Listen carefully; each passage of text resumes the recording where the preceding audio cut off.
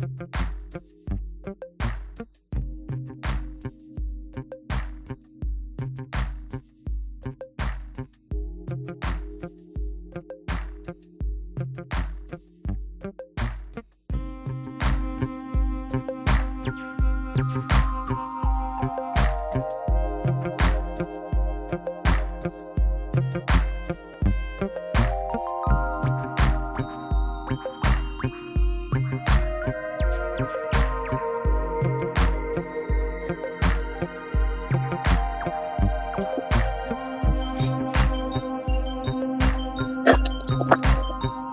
going on? Hey. How y'all doing tonight? We're doing well. I'm good. Good. We are here.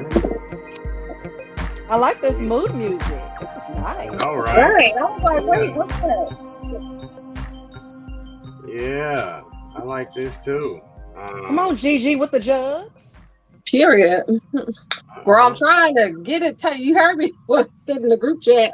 I'm like, wait, we let me are get this, 'cause I really didn't have time to do live out there already. People jumping in, saying hello. What's going on? What's up, y'all? Let me get in the chat. I ain't put hardly no makeup on it. Period. Y'all go ahead and y'all start commenting. Y'all start chatting. Y'all start doing all that good stuff. So let me do something. we can see where you're coming from. We can see who's here. There we go. Good stuff. What's up, James Craycroft Senior? What's up, everybody? Yeah. I'm jumping in the chat with everybody. I'm about to on my tablet. I'm in the chat. I think if I got enough charge on my battery on my tablet.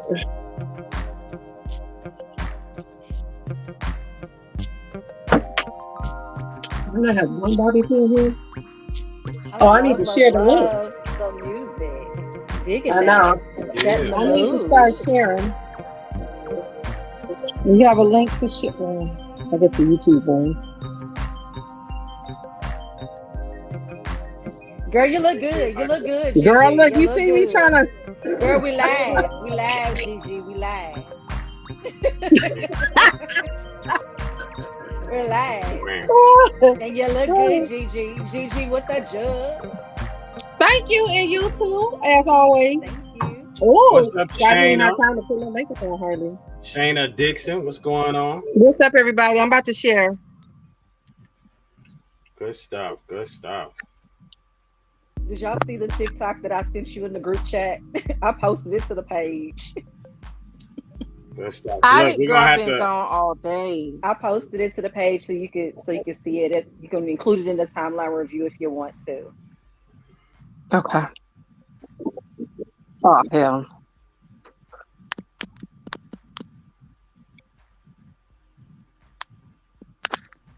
All right, so I'm over here trying to send Ubers to my kids and all this stuff as we're talking and all this as we're going along. Okay, are we okay? It says we live. Hold on, let me get the link.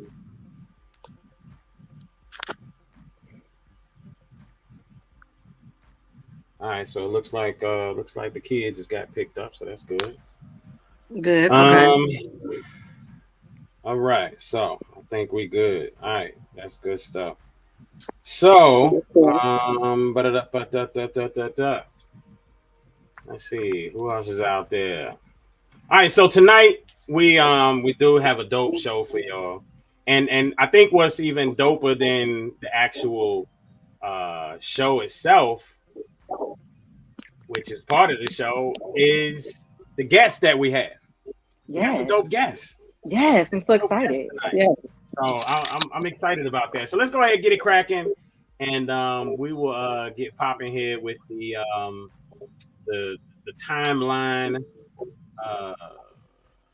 review, and I'm gonna keep that music going in the background a little bit. So I like that music. All right. That's sexy music. It is. It is, which is crazy that's because Netflix and chill music. Yeah, you know, you would think, but The title of it is called "Feeding the Ducks." Really? It's I was called- going to tell you, text that to me. So next time I get a gentleman down in my layer, you know what I'm saying? Period. A little Oh, bit. so women got layers too? Oh, Yes. oh, you telling Yes. secrets? Okay. Listen, Next time, I live let in- me stop. I'm doing I more live in sharing. I live in Okay, the basement of my home. I call it the babe cave. Okay. Oh, Yeah. You Yeah. live in the basement of your home. Oh, my basement is set up like a 2-bedroom apartment down here, Okay. away from the children. And I Got call you. it the babe That's cave. nice. I love it down here. Is it a door down there too? Yeah. So it's an inside outside door. Like Oh no, it's not. It's not a door, but you come in my back I was door gonna and say, you come in my back door and go straight down them steps. Like I ain't got to, sneak nobody through. So- Like straight down the steps. I got 2 bedrooms and a bathroom and a den down here. Yes. hey, you telling people too much. You're telling Okay. people too much. Is it? Yeah. So I got the layer, the babe cave. Yeah, that's what that sounds like right there. Hey, for all the single ladies, all the single ladies. All right, so let's get it cracking here. We got the timeline review, and then we'll get to celebrity news you can't use. And then after that, we got our main topic as well, which tonight it is Surviving a Narcissist Part 3. Let's get choosy. All right, so we got a couple ideas surrounding that choosy. We want to talk about how we can choose better. And one of our special guests, he's dope when he puts together his how women what women should look for in a good man, and I think that's gonna be dope as well. So I'm looking forward to. I love me some John, so I'm looking. So forward what to y'all drinking on tonight? Anyway, I want to ask that question. Anybody sipping? child. It's Let me hear what you got. lemonade, and it's got 2 shots of strawberry vodka in it. God damn. I know. I said I wasn't gonna get drunk on the air again because I got drunk last. We're gonna call it Surviving Pretty Brown's cup every week. Okay, drinking game. What's the drinking game tonight? Am I gonna clutch my pearls again? Is that the drinking game? Hey, you might be because one of the guests, I don't know. We're He not gonna have gonna some get things for started. y'all ladies. He's gonna We're have some not things gonna to get talk started. about. So I just got some little sweet wine, child. I'm not really a wine drinker, and I didn't want nothing heavy, so I just got some little sweet wine. you know what I picked up? I picked up some Menage a Trois today. Ooh, But I this, know what that is. this is a special we blend. got It's called Dogle or Dogle, something like that. Dogle. Yeah, Dogle. Dogle. There you go. Yeah. Kind of like that crab. Yeah. You mean that- the geoduck? The geoduck, yeah. Geoduck. I was like, what? Yeah. Look like a penis, but it's a crab. Look like It's a clam. got cut Think straight about off clam. If you're new to us, a horse. But if you're It's new a to clam. us, you're gonna see it tonight. You're gonna Oh, see you're it gonna see tonight. it tonight. You gonna learn today. You're gonna learn what a geoduck clam is, baby. All right, so It's let's get it cracking. phallus. Exactly. So let's get it cracking here. Let's see. Should we play this one right here? Oh yeah, that one was a good one. I just made that tonight. Monkeypox. Okay, so Okay. Get that shit in my That's arm. sweet. I don't care if you're in the goddamn rabbit. Put it in me, dog. I ain't You gotta put it all the way to the beginning. There you about go. that government scene. But when it comes to this monkeypox, inject me and stick that shit in my arm. I don't care if I turn in the goddamn ratatouille. Put it in me, dog. I ain't got time for that. I don't want to look like that. I am scared. Baby, I'm moving real slow about that. okay. Somebody was having fun. Hey, I'm waiting for the meme. Where's the meme where they're gonna put a monkey and Tupac together? Like when is that meme? They can't do that. We can't. They can't. Tupac. No, They shouldn't disrespect Tupac like that. No. I'm just saying. I know it's coming. Like I know it's coming. It ain't here yet, so they give them a minute though. You might have just gave them an idea. I was a little bit lengthy. I don't know if you want to play that one, but it's Hoochie Daddy Shorts. Okay, is it funny? It's funny. It's funny as hell. Let me bigify it. All right, so we're gonna play this. 5 out of 7 men are indeed one. As you can see, we have a new guest with us today. When you're ready, you can introduce yourself at any time. Hello, everyone. My name is Lonzo. Hey, Lonzo. Yeah, my name is Lonzo, and we're all guilty here, buddy. Go ahead. My name is Lonzo, and I'm addicted to wearing hoochie shorts. Nice to meet you. I do want you to know that as of June 1st, 2022, 5 out of 7 men are indeed wearing hoochie shorts. Unfortunately, we are in an epidemic, so you are not alone, okay? Once I was out with my hoochie shorts on, and this girl smacked my ass so deep that she touched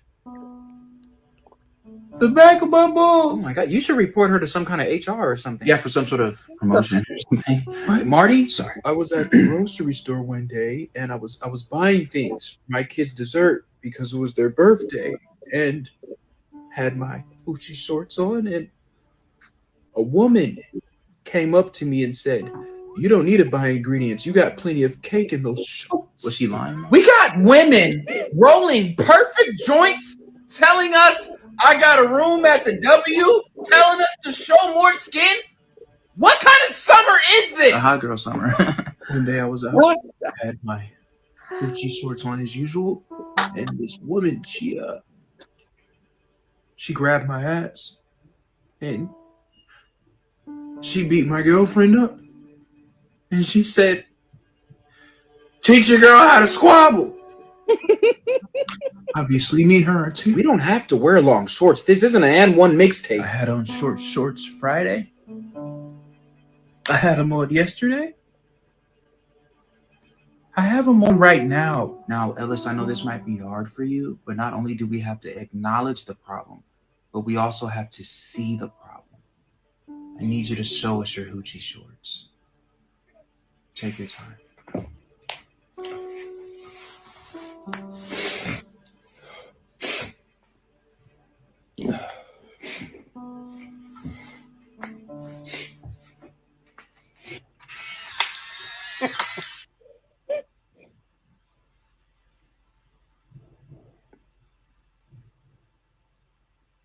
I didn't know the flash was on. There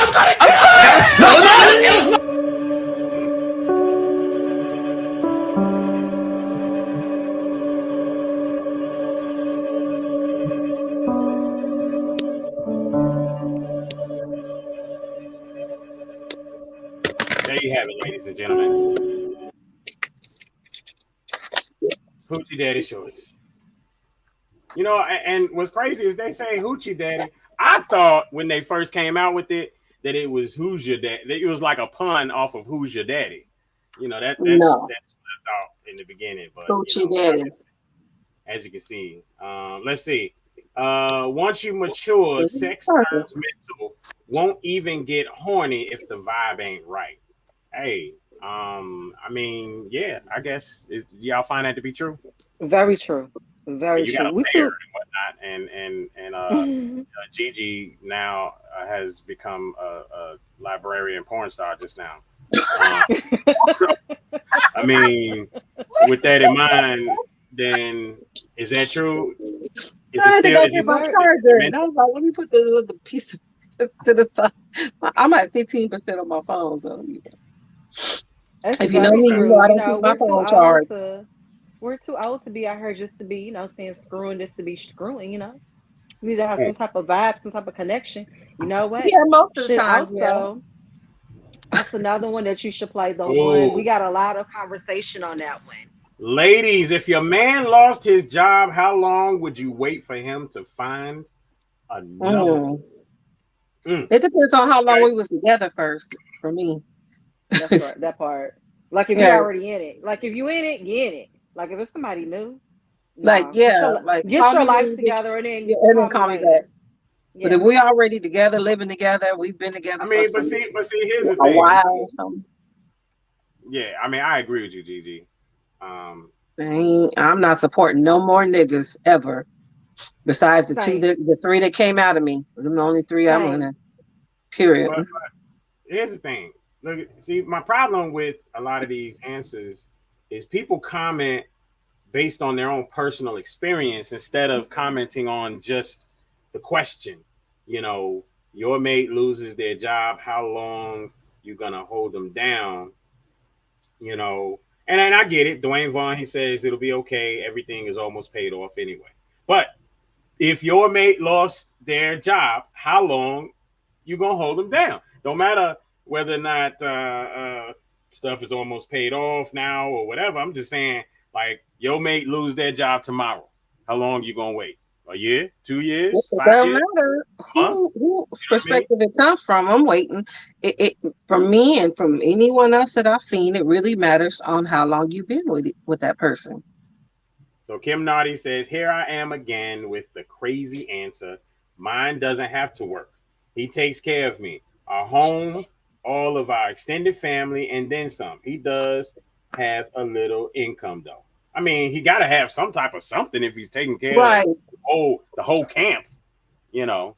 So he's got You gotta have something to offer, whether it's being at home parent, regardless if his kids or not. Like, you taking the kids to school, you making sure the dinner is done when I come home from work.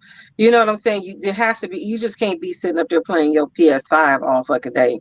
And Right, you know in what your I'm saying? drawers, scratching your That's the ass. piece Sitting right in there. your funky ass drawers. You got to be doing something. You need to take over Right. some chores. Contribute Contribute something. some kind of way, Contribute even what if it's not what you financial. can. I mean, Contribute what you can.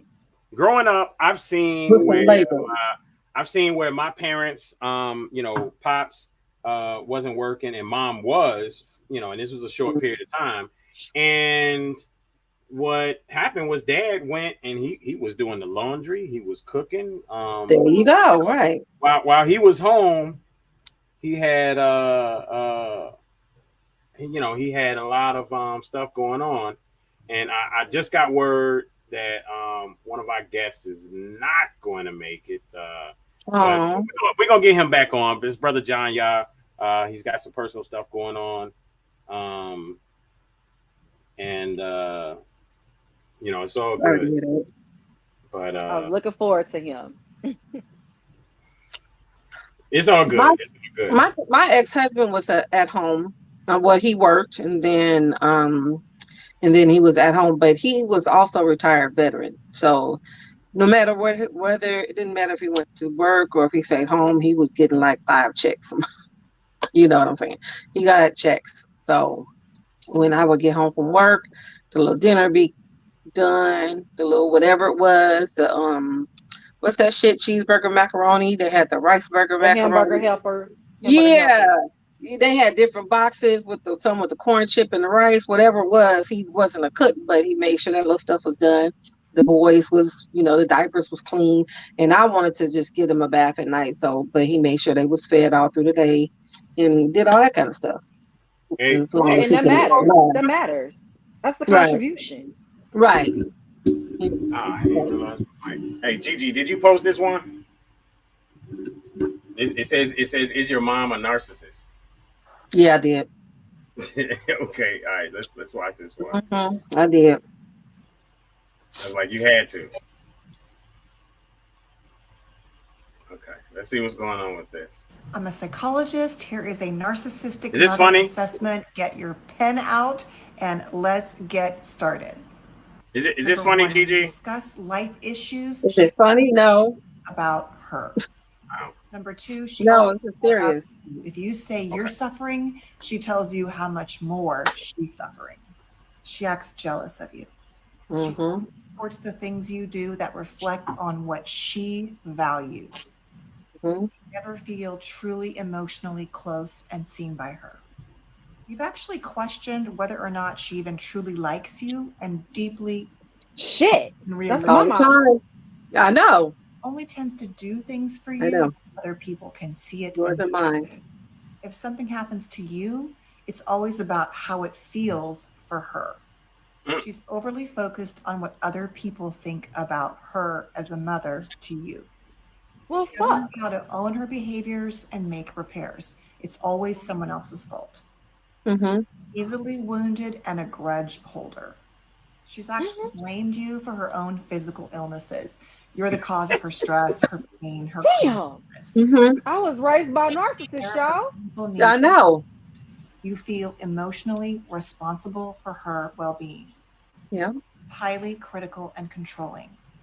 I feel like she doesn't ever really know the real you. She acts like a Damn it. victim or a martyr about most everything. Mm-hmm. Crazy, wild mood swings, and she can be really scary when she's angry and rageful. Well, shit, I need to log off for the night. Makes I you feel feel bad about yourself. triggered. At the core, it's more about what it looks like than what it feels like. She's a master manipulator. Mm-hmm. At the end of the day, you don't really feel seen by her and heard. She's not able to ever really attune to who you are. And at the core, you just never feel good enough for her. There's a competition, and it's almost like you're a threat to her happiness and well-being. And she will not hesitate to blame you or sacrifice you in the service of getting her own needs met. I'm a I knew psychologist. that hit home for me, but I knew it would hit home for you without you knowing. Damn, I'm gonna have to unpack this during my next therapy session. Yeah, It seems like I knew that was your mom too. so. It seems like narcissists all have one common thing, no matter whether it's somebody's mama, your daddy, your baby daddy, your dog. They all seem to what was it? Blame everybody else. Like that's Yeah, the they do. common trait for a narcissist, you know. And like, you know, my youngest son has one of those little hot dogs, and you know, he would shit on the floor, and I'd be like, yeah, you did that, and he would look over at my son like he was blaming it on my son. I think my son's dog was a narcissist. I'm done. Did it have pretty shit? Well, most narcissists are dogs, so we not. Joe, did it have pretty shit? It didn't have pretty shit, so he Well, didn't Right. turn around, Well, then it wasn't back a at it, and be like, "Look at my shit. My shit is so pretty. Then because it wasn't a narcissist. I got Joe. pretty shit." You know Yeah. what I mean? Baby girl, Wait. look at my pretty shit. Hey Joe, can you find the one real quick that where how narcissists are made? Since we already have this is like our third part of the narcissist segment. And that will actually help a lot of people that's in the comments, a lot of people that's watching. I've been getting feedback from people from way outside of Facebook, people from some of the live streaming apps that Am I getting close to it? follow me. We need to play that one too. We gotta play that one. Absolutely. How Yeah, narcissists are made. we had It a would lot of definitely help. conversation on that video. We gotta play I that thought one. this was funny right here. I think you may have a narcissist personality disorder. I bet I'm the only person in the world who got it. Okay. How narcissists are made. Is it a video? Yeah, there's a video. Oh yeah, that's a good one too. Who's fucking? That one was funny. I feel like we going back to the stuff that we. It Last was week. posted last week, actually. So Oh, okay. All right. Well, I tell you what.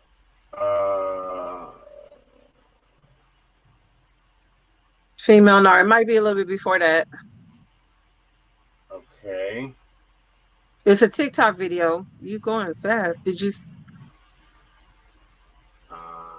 Let me bigify this a little bit more. Tell you what though, because that was last week and we're on this past week. So let me go ahead and focus on this past week here. That one right there. If I can find it. Oh yeah. Gentlemen, especially ladies. Oh no, that wasn't the one. The one where Not the guy everything flew that the you girl lose out. is a loss. Where's that one? Not everything that you lose is a loss. know what I'm I'm gonna talking tell y'all about. why I want to talk about this today. Gather Where he around. flew her Let's out see. and he didn't have Whatever her. young lady that hit me Cancel her plane ticket. 2.5 years ago. He had his own little issues himself, Derek Jackson. Yeah.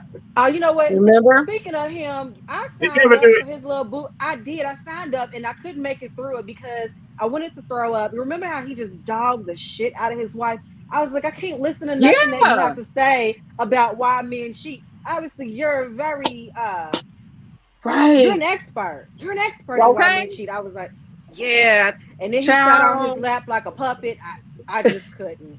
I couldn't. So I I mean, just couldn't do you it. went. So he had a master class. You went through it, and he dogged his wife. Now he's not married to his wife anymore. No, they're still married. They're She still stayed married. with him. She They decided to worked stick it it out, out. But he was doing a master class on how to attract classy men. And I was just like, I just couldn't. it was a big scandal behind This him right cheating. here, hey, this right here makes a lot of sense. And really, there's some underlying shit when you read between the lines. Y'all, I ain't never been so embarrassed in my life. For this man's birthday, I paid for his haircut, got him a big bottle of Casamigos, and a gift bag with balloons. Why he post on his IG that his mom got him all that stuff? Because Time to he's go. fucking other bitches. That's why. Time to He go. got other stuff going Time to on. block He's him. fucking other bitches. And you ain't the only one. Girl, cut your Mhm. losses. You got a haircut, buy a little bottle of Casamigos. Girl, just be glad that's all you have. Because let me tell you, so my ex, for his 40th birthday, I threw him a really big surprise birthday party. And I spent like $1,500 on this party. DJ rented out a rental hall, had it professionally decorated, had a dessert table, all of that shit. He gets on Facebook the following, this is on a Saturday, he gets on Facebook on Monday and thanks everybody for coming out to his surprise party. And he posts the pictures, but he didn't say who threw him the party. He had other stuff going on. He didn't. Wow. Yeah, didn't thank me for throwing the party. Didn't acknowledge that I threw the party. Wow. I don't know, man. I mean, I just, I don't, shit. Well, y'all know the story. Y'all know he was fucking around, so I know why he did. I'm trying to act like I don't know these things, but I already. I mean, y'all know he was fucking around. It's too much work. Me and Pretty Brown, how long we've been friends for? Like, we didn't have some little, you know what I'm saying? But like 12 years, probably 10, 12 years. About 11 years or so. So we've kept that, throughout the times, the decade. All right, so we might go a year or two without catching up, but when we catch up, boy, it'd be some pearl clutching. All right, so we gotta get to celebrity news you can't use. So we're gonna play this last one. Now this is a bit long. So you sure you want to play this? We didn't play this last week. We didn't play this last week. You want to just summarize it real quick? We had a good conversation behind it. Sure. Nigga, we been FaceTiming. Come on, we been FaceTiming every day. I don't give a fuck. No, we been FaceTiming every day. Are you really taking me all the way back to the fucking airport? You really taking me back to the airport? You on the phone? Yes, you going to the fucking airport. Yes, you going. And you taking me back to the airport because of what? Tell me why. Give me no cheeks. Nigga, I'm not fucking obligated to give you no what? I flew you out. Nigga, what are you talking about? Nigga, you're lame as fuck. No, you're lame as fuck. No, you're fucking lame. You're lame. Just take me to the fucking airport. Just get me there. Just get me there. Walk around my crib, TV's out, stuff like that, taking showers in my shower. Nigga, it's my body. What you talking about? I don't care. You can't. I don't have to give you my coochie. Are you okay? No. I don't have to give you my coochie. Laid in my bed? No. You're about to get dropped off at the airport. Hurry up. I don't even, nigga, get the fuck out of here. Stop recording me. Okay, so just in summary, real quick, this is dude felt like she was supposed to give him some ass because he flew her out, and there's two sides to this. I think the first side is you need to understand that if a dude flies you out like that, and all y'all been doing is on some, social media, instant messenger type shit or whatever, I mean, he's probably gonna want some ass, and that's probably what he's looking for, right? Y'all ain't right. That's why you stay at your own hotel.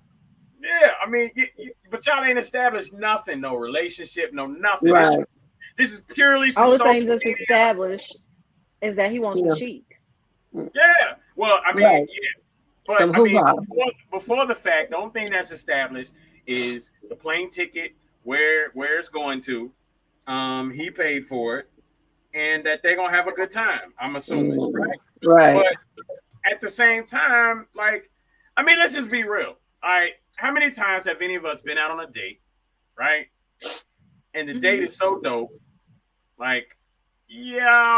or maybe before the date, y'all done had enough conversation to where you kind of, ladies, y'all know good and well it's y'all make the decision whether or not the ass is gonna be given up or not. Okay, that's y'all's power. Now, guys we think that it's us, and we think that we did all the things to make it happen or whatever. But let's just be real. At some point in that date, everybody's playing like they don't know what's about to happen. You want to come back to the crib? I mean, I know it's late. I got some drinks, and I mean, we could just chill, just watch a movie. No, I think this is different. If a female says yes, this is different because you're not getting my body. You like, I don't owe you my body because you took me out to dinner. Like, dinner not shit. No. He flew her out. Well, yeah, that's what this I'm is saying. different. That's so different. They had never met in person before. What if she got there and he got body odor in his breath stink? Right. True. She wasn't feeling him like that. You know what? He don't shower good. I didn't see the dirty drawers in the bathroom. Right. Track marks on it. There's no way he's sticking his penis in me. But let's look at context though. Let's look at context. She's not the one requesting to go back to the airport. He's taking her back to the airport, and she's mad about it. So the body odor and all that stuff, apparently he must have good, and she's okay. We can nix that. She wanted a free trip. She just wanted a free trip. Let's just call it. Maybe that's what it was. She got flued out. She got flued out. She got it. He gonna take her back to the airport, and she can catch an Uber wherever she wants. She ain't gotta go get on that plane. But she have her own money. And see, ladies, this is where you mess up. When you get flued out, make sure you got enough money to cover you an Uber. You got to cover you an Uber. You got to be able to cover you a hotel room and flew your ass back home. You know what I'm saying? When shit goes you need up. some money. You need a round trip ticket when you get flued out. Pennies like that. You need some money in the bank. Period. Just period. Like, and if you don't got money, if you don't got any money, you ain't got no business getting flued out. Because baby, I see it all the time on social media. I've been flued out before, but when I got flued out, I was able to get my ass on home if I needed to. I didn't need to get my ass home, but if I needed to, I would have been able to get home. My grandmama used to always tell me, "Don't go nowhere if you ain't got no damn money to get home." Right. Don't ever go nowhere broke. You never know when you may need to go home in an emergency. So exactly. But I see it all the time. People fly out, go to these meet and greets, these social media meet and greets. They don't be having no damn money, be begging for cash apps and shit. You want to give me Stop recording me, nigga. Don't fly her. Give me the phone. Don't take my phone. Oh, now it looked like it got physical. That Can you scroll up to the carrot? It's real quick. It's funny. Oh, never mind. Okay, so all right, so real quick, look, we got to go ahead and do celebrity news you can't use because we're running a little bit behind. We got our guests backstage waiting. Main topic is coming up, and y'all, I'm telling you, it's gonna be a good conversation. I'm a little disappointed that my man's is not gonna be here, but I tell you what, we're gonna get him on for another show, and y'all gonna love it. But we have some phenomenal guests, just the same. I just thought the energy of everybody in addition was gonna be lit. Dope. Right. So listen, your other show the other day, I watched it twice because he was so good on that show, and I laughed my ass off. I love me some John. It's all good. It's all good. You know, Quisha, she's back there doing her hair, looking good, and she got lights and stuff in the background and whatnot. You know what I mean? My man JB, he burning sage and whatnot. You know what I mean?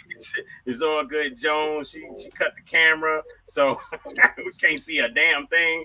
But hey, go ahead, pretty brown skin, take it away with celebrity news that you can't use. All right, so I don't know if Virgo season is coming up. I'm a Virgo. When a Virgo starts Virgoing, you better clear the room. So apparently there was a little bit of beef when Beyonce dropped this last album, the Renaissance album, and she had Khalid's Milkshake sampled on there for like 5 seconds. No lyrics, no Khalid vocals, no nothing. Just, you know, a little simple. It was simple, just a couple seconds. Pharrell owns the masters to the track. He produced the song that the sample was used on. He slid that on in there. Khalid had a little bit of beef. She felt like Beyonce could have gave her a call and said, "Hey, what's up, boo? I put your song on my song." You know what? Personally, I feel like Beyonce didn't do nothing wrong. She cleared it with who it belonged to.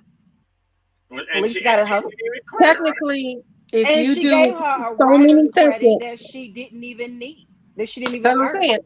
If you have to sample, it has to be less than so many seconds.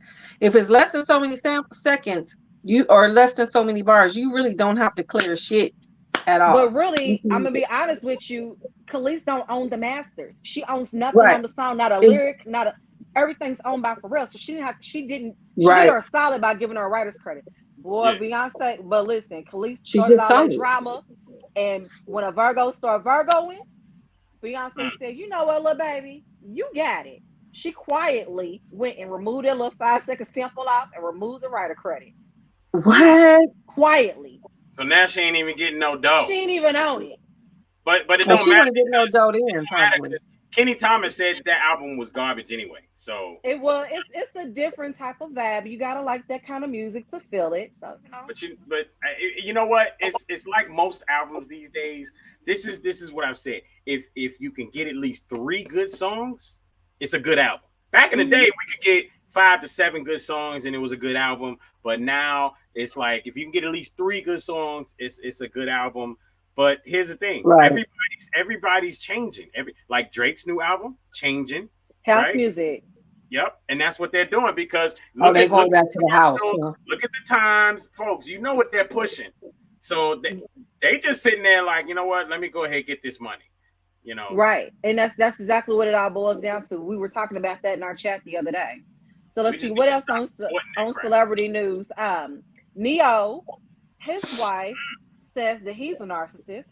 Apparently, the whole 8 years they've been married, he's been paying prostitutes and buying coochie and having unprotected sex. Could be, he could have been bringing her back diseases and things. But here's the thing: I think I shared it with you guys back in 2014 when she first met him. She said Neo was gay. Did you see that? Hold on. He seemed a little. Yeah, Neo's always seemed a little different. He seemed a little different. But I ain't trying to push nobody out the closet. Okay, but hold on. But you went too fast on that. So first, first let's break that down. First off, she tried to call him a narcissist. All right. So far, all we've seen is that he's a cheater. He's a cheater. Looks like he does have a sex addict problem. He does have a sex addict problem. He does. How do you know? Well, obviously, you have to be some type of a sex addict to sit up there and risk using unprotected sex a lot with different women. It's giving sex addiction a little bit. It's giving addiction. I mean, he's paying for coochie. I mean, he is paying for it, but it is giving, it's giving a little bit. But I mean, I know what men pay for when they pay for sex. They're paying for the woman to get up and leave. That's what they're paying for. It's you know what I mean? Y'all get that, right? Right. That's what that's about. So it's not a situation. So far he's a cheater and he's irresponsible with his sexual activity. But she threw out the narcissism. So again, I like that, and the reason why I bring that up because we've talked about this in these past 2 series of narcissism is the fact that people throw out the word narcissism like it's nothing, and then what happens? The boy who cried wolf. We don't know what real narcissism is, but that's what we have been focusing on. That's what we're here for. That's the reason why we got Joe Lancaster on here because he's the narcissist slayer. But one reason why I think she might. I'm just playing. I'm sorry, T. I didn't mean to cut you off. The only reason I'm playing devil's advocate, we don't know what went on in the household. I'm sure she got enough sense to know that narcissism is more than just your spouse or mate, your significant other cheating on you. We don't know the whole story. I'm like I said, I'm just playing devil's advocate. There could have been a lot of other behavior in the household that she just hasn't spoken on. That we don't know about. All we do know is that she knew about it this whole time. But what broke the camel's hump was he got somebody else pregnant.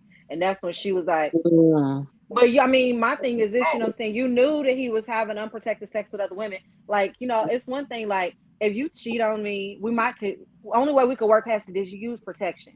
If you put my life in danger because of what you choose to do, there's monkeypox out there, damn it. Multiple times. I mean, but at this point, you could get monkeypox from your dude dapping up another dude or dapping up a female who dapped up a dude. You know what I mean?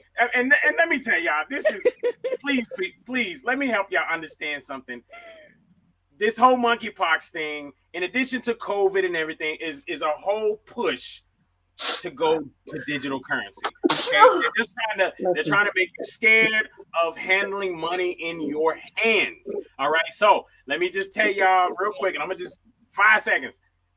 If we take the ability for a person to go out on the street and sell products for cash in hand, then guess what? You've lost all freedom. Okay. So monkeypox, in addition to COVID, ain't do it. So they had to bring monkeypox back out. All right, this is a show. Child, that is not happening Get me here the in California. Get It me is the so fucking many. vaccine. Now the COVID, It's I so was like, many street car but vendors. the monkeypox, jab me. I want that. There's going to always be exchange of money at hands out here with all the taco trucks and the street cart vendors and little Mexicans selling fruit. Not if you change it right now. It would have to be a law passed. And out here in California, it's not happening. Crypto cash app. They just gonna do crypto cash app. They don't. It's cash. Some of them take. They're going to convert to that right now. They're going to convert to that. In stores right now, they have signs up. You need exact change. Right. Yeah, I know that. They are trying to get rid of. They've been trying to get rid of that for like 2 years now. It's been 2 years. Yeah, what I'm saying is, in California, there's too many vendors on the street selling things. And some of them do take Venmo, Cash App, but most of them who are selling food items and products, it is cash only. Taco trucks, some of them do take a card or whatever. Most of the time, it's cash only out here. That's just right, but they're trying to do away with that all over everywhere. A girlfriend of mine was telling me that 2 years ago. Think like about it. We know we're doing buy gold and buy silver. If you make people scared of handling money because of fear of disease, then what's the next step? I hear what you're saying, but out here in California, the Mexicans ain't going nowhere. They not about to get rid of their street carts to go to no cash or no Bitcoin. Unless, like I said, it has to be enforced. If it's enforced, then maybe. But if it's not enforced, I don't know. I don't know. Well, I mean, enforced is what will happen, because the conversation is the central banks are now looking to go to digital currency. Like if you read up on it, the central banks are looking to replace the dollar bill with the digital coin. So that's all going to be digital. And yeah, that's the problem. That's the issue. But peep this comment right here. Hey, Godfather. Personality qualities, including thinking very highly of oneself, needing admiration, believing others are inferior, and lacking empathy for others. It's like he just went and just looked up the definition of a narcissist and posted that, because that is literally it right there. And I guess it's talk about Neil. So he is an entertainer. When going from city to city, he been getting it on since he became famous. That goes with the game he is in. Hey, Martin Luther King was banging a few along the way. Oh yeah, he was a hoe. But he had John F. Kennedy. We all know about that. All of them. Bill Clinton. And who's your boys that was around MLK? Jesse Jackson and all them. That whole team. They sold out the whole black populace in America in exchange for the FBI and the CIA not letting those records and those recordings out. And I know of people that have talked to people on their deathbed that were in that mix. So either way, any more celebrity news you can't use? Wendy Williams claims that she's married now. To who? Ray J? Listen, you know what? It breaks my heart. I don't know if you guys know this, but when we started No Panties After Dark back in 2010, Wendy Williams was like one of my biggest inspirations for wanting to do this. Like I looked up to Wendy. Wendy's my auntie in my head. It breaks my heart. I've always been waiting for Wendy Williams to come out and say, "Hey, I was the first transvestite." That's what I've been waiting. They don't call them transvestites anymore. I knew that transgender or transsexual. Transgender, trans something. because no, leave Auntie alone. Leave Auntie. She Wendy do. alone. She look a little tranny. Leave Auntie Wendy alone. Auntie Uncle. She do. You know she's sick, and I said Ray J because Ray J do like them cougars because he do mess. He mess with Wendy. I'm not talking about and Whitney Houston. It's okay if we go back in time. I'm talking he about. love him some Whitney and some Wendy Williams and some Whitney Houston. There you go, Gigi. I mean, well, him and Princess are getting divorced for like the 6th time now. This is the 6th time they filed for divorce. They're getting divorced. Cool. Ray J? Princess and Ray J, yes. Child, she ain't going nowhere. Not with that money. With them scooty booties he keeps scooting off. He must be like Neo. Because Neo, hey, but see, hold on. But this is the part you forgot to mention. Okay, when you talk about narcissism,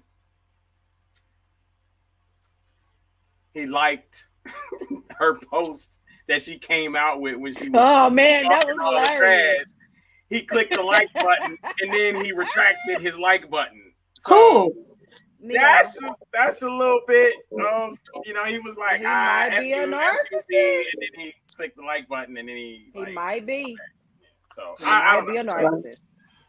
Well, either way, folks, it is time for our main topic. We're going to go to commercial, and then when we come right back, we have the Narcissist Slayer, Joan Lancaster. We have LaQuisha Moore, ABCD. She has all type of letters and numbers behind her name because she's certified. She is professionally inclined. She has degrees and all this stuff, and she will be able to solve your issue and all of that stuff. We got JB, this brother, Healthy Relationships Matters. Folks, I'm telling you, we got a dope panel coming up after this. Look at Gigi. She's so excited about it. So we'll be right back here on No Panties After Dark. Hey folks, check out healthdaddywow.net. 100% plant-based herbs and supplements. Whether you're in person or online, use the word tipping for 10% off. Remember, feel better, look great, healthdaddywow.net. Remember, healthdaddywow.net.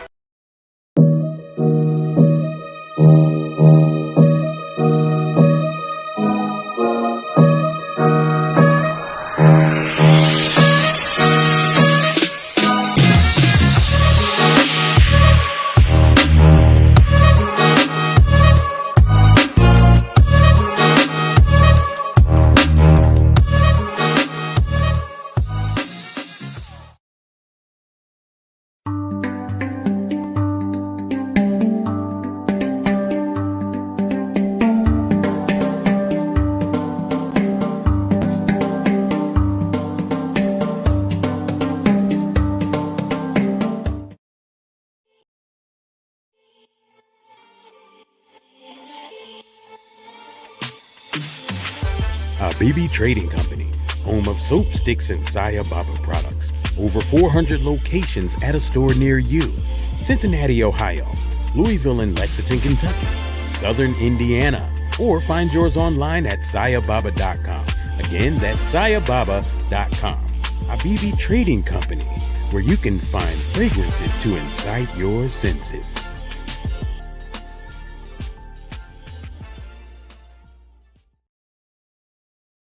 我说他是全网最大，你们有没有反对的？哎呦我去，哎呦我去，尴尬尴尬。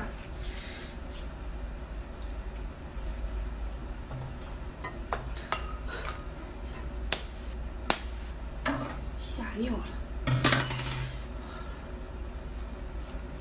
来上一口，开播了啊！怎么都是水？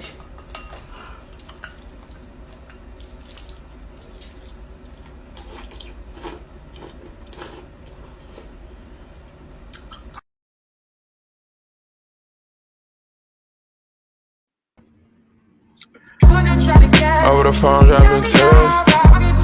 I get my bottom when I'm in bed. When you drunk, you tell you know that you know you're so beautiful. I wanna give all my love to you, girl. Not just a. She looks like him. She looks like him. She looks like him. She looks like him. She looks like him. What the deal? Like a chocolate candy. Tell me how you feel. How you feel? She looks like him. Yeah. Hey, folks, we are back. I knew I was gonna get that video in there. We are back again. Panties After Dark. Oh, Joan, you let the hair down and everything. Wow. And it's freezing up as we speak. Look at that. Yo, I love our queens that we have on here today. Folks, it is No Panties After Dark. And I tell you what, Surviving a Narcissist, Part 3, right? And we're talking about getting choosy, okay? We have with us Jason Barker of Healthy Relationships Matter. Brother, thank you for coming to the show. I want to give everybody some time here. We got LaQuisha Moore, and I'm going to give her some time as well as Joan Lancaster, the Narcissist Slayer. Starting ladies first, Joan, would you go ahead and kind of tell us how you tell us a little bit about yourself and how you got into this whole Narcissist Slayer captioned name there? So, my name is Joan, and I am a hair and makeup stylist. And I actually met my narcissist after my mom had passed away, actually right before she passed away. And it was just like a whirlwind romance relationship. And I had heard the word narcissist before, but didn't really know what it meant. I kind of just took it as like a really person with a high ego, ego driven, and just, thought a lot of themselves. But it wasn't until the relationship was over and the breakdown afterwards is when I realized I was dealing with a different type of personality that I had never encountered before. And and then I met Quisha shortly after me and him broke up, and with her being a therapist, we just kind of bonded. I actually got into therapy, more for grief and postpartum, but upon talking to my therapist about the person I was dealing with, she informed me that I might be dealing with a narcissist, and just to inform myself about it and read up on it and educate myself. And so I did, and just going through the rigmarole of co-parenting and court and trying to deal with a narcissistic person, I had to build up a really tough demeanor to handle this type of personality. And I have also encountered clients and friends that have dealt with this type of personality, and I just have no nonsense when it comes to it. So I name myself the Narcissist Slayer. Got you. Miss LaQuisha Moore, y'all know I be joking when I be talking about the letters and numbers, and she's certified. All right. When I say certified, I don't mean she has a certification. I mean she's thorough. I mean, like she's there. She's got it. Okay. She's whatever professional, whatever, she's got it. Okay. So Miss LaQuisha Moore, take it away. Tell us about yourself and all those letters and numbers and all that stuff. Well, my name is LaQuisha Moore. I am a licensed professional clinical counselor. I have my own business called Levitate. I am also currently in transition, though soon, but I'm the treatment director at Option to Success, which is a residential treatment facility for teenage girls. Then I'm also the sexual assault therapist at the Center for Women and Families. So I deal a lot with people who have relationship issues and personality issues. So I love this topic because I do think that narcissism is something that is, I feel like we abuse the word or because of the traits, but I do think it is a very serious disorder, and I think it is worth people understanding what it looks like and how it presents. Gotcha. So, JB, as you have eloquently stated right there, -HRM. Go ahead and tell us about JB and HRM. Oh, that's no problem, man. I'm glad to be here. Just a little bit about myself. I'm actually what pays the bills. I actually do business development for a pharmaceutical sales company. So I'm in the medical field. What actually got me into HRM was actually a past situation. What does that mean? Healthy relationships matter. What really started the movement was actually coming from being emotionally unavailable, which is pretty much majority of Black men, because we was raised being to suppress our emotions, as well as was raised off of conditional love. So failure of relationships caused me to want to do better and be better. Went through a transitional period, took a little bit of therapy, and then of course did a lot of self-awareness to the point that I became emotionally available as well as emotionally mature. And to the point I decided to date someone. During the dating period, I started to see certain signs that I was familiar with, but I couldn't understand it. So I started to study this woman, start reading research materials, information, kind of find out I was dating my old self, someone who was emotionally unavailable. So I could understand what she was going through. So it caused me to create this movement because a lot of Black people don't like therapy. So coming from someone who was emotionally available to being emotionally available to dating someone who was emotionally available, I think I have a weird way of understanding both sides. So that's it. So you have been the cause and the effect. Basically. That's dope. I mean, I don't mean to say it like that, but I mean, it's dope that you've come to this realization, and it made me write down two things: conditional love and emotionally unavailable. So as we get into this narcissist part 3 conversation, then let's be choosy. I want to get into that at some point because I feel like I want to know, first off, LaQuisha, is a narcissist emotionally unavailable? Like, is that to their core? Because when we talk about a narcissist, we talk about somebody that's pointing the finger everywhere else.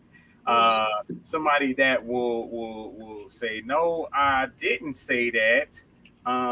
You the one that said that. You know what I mean? Like, make you feel like you crazy. Like you crazy. When we look at that, is a narcissist emotionally unavailable? I would say definitely people are unemotionally available. Because one of the primary things with a narcissist is their lack of empathy for other people. So if I don't have empathy for you, then I'm not emotionally available. Like I'm not considering you. You know? So definitely, I feel like I had to relocate because I feel like it's usually quiet outside, but I feel like my neighbors was being Negroes. I'm just playing. It's all good. It's all good. You was actually looking like an episode. I think they brought back the that what was that ghost movie from way back in the day, and it was like supposed to be real, and it wasn't. Blair Witch Project. That's what it was looking like as you was walking through the hallway and whatnot. And we was looking. I was like, oh, it's the Blair Witch Project at LaQuisha Moore's house. But it's all good. So JB, do you feel like you were at some point either a narcissist or a person with strong narcissistic traits? Well, here's the interesting thing. I'm really, really strongly about this. I do believe in childhood attachment. A lot of Black families don't have secure attachment. We pretty much were growing up into insecure attachments, which is disorganized. Of course, you got avoidance, and of course, you got the anxious attachments. I'm gonna be honest with you. Every single one of us actually have narcissistic personality traits, or even go to the spectrum of narcissistic personality disorder. And it actually started, if I may go back to the beginning of time, is when we actually started becoming slaves. Those are childhood attachments that basically break away bonds and families. So when it come over to America, we are taught the traumas, emotional abuse, physical abuse, verbal abuse. And this is instilled into our society and also in our family. Because keep in mind, trauma can be regurgitated down to your kids. So you think about it, we all Black people came from ability of insecure attachments. This pass on. And this is why I feel that as a society, we are confused. No, Bro, this is good. this- that was real good. It actually started making me thinking like, LaQuisha, you should have like a Superman team, and like JB should be on the team, and Jones should be on the team, and like for reals, y'all should do like some type of team. JB, I'm hoping that at some point you are going for that therapy, certification or whatever the hell you got to do, because you got it, bro. You definitely got it. You got the patience, and you have the insight for reals. Because your post on a daily basis is absolutely dope, and you're not afraid to point the finger at yourself, and that's a good thing. I think that's something that is a good trait, like in a therapist. And that would probably make him not a narcissist, because he is willing to admit his faults. So he probably is not a narcissist. He's just emotionally. And I didn't say that earlier to say that Right. he was. He No, at I one know. point, I was at just one pointing that point, out. he might have been, but what he just said was like a bomb that was absolutely dropped on our whole culture. Well, I what mean, I we love got- about our it is the culture history of supports- it, because people don't consider the history of trauma that we've developed in, and that's what he really explained very in terms that everyone could understand, is like that we, when you think about personality disorders, they're born from neglect, trauma, whether it's sexual, physical, emotional, spiritual. So that is what, even when you think about what we call the roots of addiction and stuff, like that is the soil, is like abuse and neglect. And so you're right. Like, not only do a lot of us have a lot of narcissistic traits because we're trying to find some way to gain control where we've lost control as a people, but then also we also have like PTSD, like a lot of us have PTSD. It's through the things we've been through, and vicariously through the things we've been exposed to. Right. That's why I wanted you to play that video, Joe. I'm going to actually reshare it to the page, because it talks about how narcissists are made, and it talks about the childhood trauma and how the narcissism develops. So if you find I'm gonna share it. Yeah, I'm gonna reshare comment that. in the private chat on here, and then I will pull it up and we can watch it. You said leave a comment on the private chat in here? Yeah, we got a private chat. No, I know At the that. bottom of your screen. My phone, I'd be scared to touch something. I'll accidentally exit out. Yeah, just don't talk about nobody in the private chat because everybody's gonna see it. So I'm not. I'm going to mute myself while I'm doing it. So, let me ask this: as we talk about, so we kind of hit on that emotionally unavailable is kind of another trait of narcissism. Because again, I want to get to choosing better. What about conditional love? Unconditional love is what is put out to society as to be the thing, right? But conditional love, meaning there are conditions for you to get this love that I got for you. And I remember I told my lady something. I said that I am a bit different.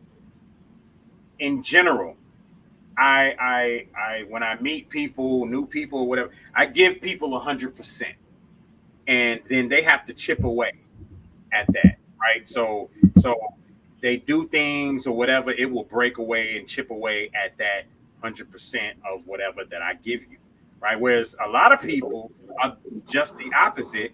They will give you 0, and then you have to earn to get up to that 100%, right? And so when you start talking conditional love, I feel like a narcissist would be someone that would have conditional love. That would be someone that would say, you've got to earn this right here because I got that pretty shit. Not the So pretty shit again. you know what I mean? You Well, know, they so definitely will make you earn everything. And if they did something or anything for you, they will definitely constantly remind you. And the basis of that whole entire love is based on what they have done. It completely. So it is very conditional with a narcissist. And be mindful of narcissists. Actually, to be honest with you, they just want to feel love. Yeah, that's all they want. It's They their crave empathy and love. You're right. well, they project what they actually was taught, and that's what I'm saying. When it comes to love, when it comes to conditional love, or even unconditional love, what we do is we're passing down what was taught to us. So when we have kids, we're passing down exactly how our parents raised us, or whoever our caretakers are. So when you're dealing with narcissists, something is missing when it comes to the childhood attachment that woman is searching for, or seeking. So when you're dealing with those type of people, keep in mind they have already a fragile ego. They have very low self-esteem. And when you deal with someone's insecure, they have to feel control. They have to be in control. So you literally can figure out what type of insecurities a person has is based off of what they're projecting. If a man has been cheated on, or he doesn't feel he's worthy of you, he's going to do what? Accuse you of cheating. Right? He's trying to control you. Where you going? What you doing? Who's going to be there? And you would never win that battle, ever, until they find the next victim. And then, of course, the cycle repeats itself. And it's a lot of projection going on. Absolutely. Yeah. Because they don't love themselves. Exactly. They don't understand themselves. They most likely will mirror the person until they can't mirror them no more. And that's where you get the mask effect. And then they start attacking you, being who they liked at first. Absolutely. Like the traits that attracted you to them will be the very things that push them away from you. Like they'll be like, oh, you know, it goes from you confident and all of that to you think you all of that, and you think you like, and it be stuff that you ain't even thinking about, but because they're insecure, then that becomes like that. And people do it, like you said, even outside of relationships. People do it even on social media, different stuff. They have attitudes and get upset about things that don't really got nothing to do, like judging other people for things they truly don't like about themselves. It's kind of like. So, you know, I want to hit a couple of these comments real quick. Rosette Bland, she says, that wasn't instilled until slavery, though. Women were made to feel that their men couldn't protect them because they couldn't. You know, one thing I've always said is I couldn't have been a slave, because, you know, I'd have been light-skinned in the house and I'd have just murdered everybody. I promise you I would have. I would have murdered everybody, and then I would have ran to the next house and murdered everybody there. Then I ran to the next house and murdered everybody there. I'm telling you, like, how do you know you weren't a slave? I think we all want to believe that we would do that, but we probably wouldn't. They were so systematically. Yeah, they had them so systematically. I know. You weren't a slave in a former life, The though. mental abuse. If I get you mentally, it's a wrap. Think about It's a wrap. Yeah, and they said there's a. Did you watch what was that movie with Leonardo DiCaprio? Big Daddy. What's that? Django. And he said there's a part of the Negro, as they put it, the black skull. There's a part at the back of the brain or something that allows them to be, repressed or controlled. And I guess it was so many years of being controlled till they formed that part in their brain where they will allow someone to control it. So no matter what, there was very few Django's, but there was a lot of field niggas and house niggas who felt like, you remember Samuel L. Jackson? Oh no, baby, he wasn't going nowhere. Oh my God, you shot Mr. Candy. Yes, Mr. Candy. But you also gotta think about the dynamics of where you gonna go. You didn't have anywhere to go if you left that plantation. There was no other home to go to. That's where you were born into, and there was no housing for Black people, and that's why even the eradication of slavery was still a huge stressor on us, because we didn't have anywhere to go. So we ended up having to get the people who was enslaving us to give us back housing and be sharecroppers and all that stuff, because we still didn't have anywhere to go. So they still got to eat off of us. Yeah. At a lower rate, you know. Right. When we were my free, grandmother we were was really a sharecropper. Yeah, my grandmother and her father were sharecroppers. Well, it's the only thing you It could have always been helps. back then. What else? There was nothing else to be. Yeah, there wasn't. She picked cotton. She picked fruit. She picked whatever fourth grade education, but she sharp as a tack. Well, she could add and subtract faster than anybody with a PhD. But you know, her hands are rough as hell from those cotton spurs. I'm telling you. I'm sorry. I guess when you talk the mental part, I mean, yes, I know I say that I would do that because that's the way I feel right now in this day and age. But that mental piece, man, you know, because I'm just sitting here thinking, you know, somebody's picking cotton, a kid, and they're you know, mother, why don't we just go and kill them? Shut up, pick the cotton. Shut up. Right. You know what I mean? And emotions. Yeah, like just like that. You know what I mean? Yeah. Shut up, pick the cotton. Don't go. You can't go pick the. You know what I mean? They do not have African The accents. cycle continues. You're right. The cycle continues. Early I think it even goes even to nature, right? Like even if you look at circuses, I don't know if I've talked about this on here, but like how they attach, like how they train an elephant to stay in one place. Even when that rope and stuff is not on their leg anymore and they're not tied to anything, they still stay there because that's how they've been trained to believe that they're stuck there. Submission. Us, we trained to believe that we're stuck. And even with narcissistic people, like they're stuck a lot of times in their trauma. They haven't regained their own sense of self and power. And that is why they try to control everybody else and manipulate all types of situations because they really don't have the confidence in themselves that they portray. Absolutely. Private chat. So you think about it. Our country, when it was basically formed, it only had one type of race and one type of ethnicity group, which is, of course, the British. So if we didn't have African American influences, we wouldn't be who we are today. We would be literally just like the same countries that they came from. So in a weird way, just like Lakeisha said with the elephant, we are still their entertainment. Look at our music. Look what we put out there. I tell people, name a healthy Black love movie that doesn't center around a trauma. Yeah. Even with the new Black Panther movie. We're going to exclude all the Tyler Perry movies, every last one of them. Absolutely. We know he got issues. The new Black Panther movie that's a conversation right there. That technically could be us if we actually had the right attachment, because, like I said, we're still suppressed. We're still trying to. And that's the word I was looking for. Submission with the Django movie. There was a part of the Black brain that was prone to submission after being controlled for so many years. I got to watch that part. I got to share it actually to the timeline on our Facebook page. So I found Gigi, you sent this link, and I want to play this. Let's talk about how narcissists are created. There's about 2 minutes here, and then after that, let's talk about how a person can choose better, right? Quisha, we were talking about it earlier, and what influences our choices, how we can choose better. Okay, so let's go ahead and look at this video real quick.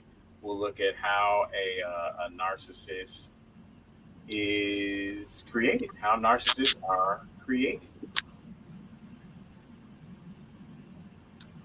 Let's talk about how narcissists are created. You've got a mom and a dad that have a baby. Okay? This baby needs whichever of these two parents serves the needs of this baby is who the baby gets attached to.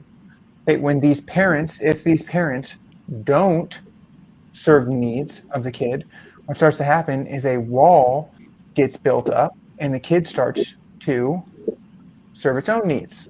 As the needs are continually not met, the baby starts to whine, cry, scream, fuss,